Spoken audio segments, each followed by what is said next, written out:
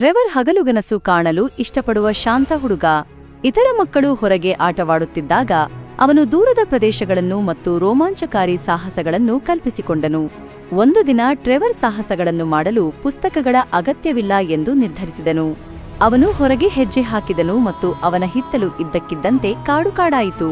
ಇದ್ದಕ್ಕಿದ್ದಂತೆ ಒಂದು ದೊಡ್ಡ ಡ್ರ್ಯಾಗನ್ ಕಾಣಿಸಿಕೊಂಡಿತು. ಆದರೆ ಅದು ನಿಜವಾಗಿಯೂ ಅವನ ನಾಯಿ ಮ್ಯಾಕ್ಸ್. ಟ್ರೆವರ್ ಮನಸ್ಸಿನಲ್ಲಿ ತಮಾಷೆಯ ಶತ್ರುವಾಯಿತು.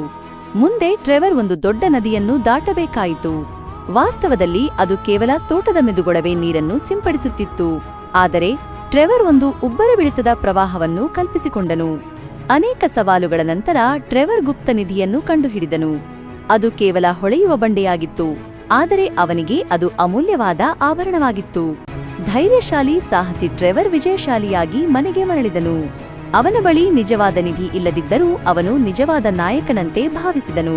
ಟ್ರೆವರ್ ಸಾಹಸಕ್ಕಾಗಿ ಹೆಚ್ಚು ದೂರ ಹೋಗಬೇಕಾಗಿಲ್ಲ ಎಂದು ಅರಿತುಕೊಂಡನು. ಅವನ ಕಲ್ಪನೆಯು ಅವನು ಎಲ್ಲಿ ಬೇಕಾದರೂ ಕರೆದೊಯ್ಯಬಹುದು.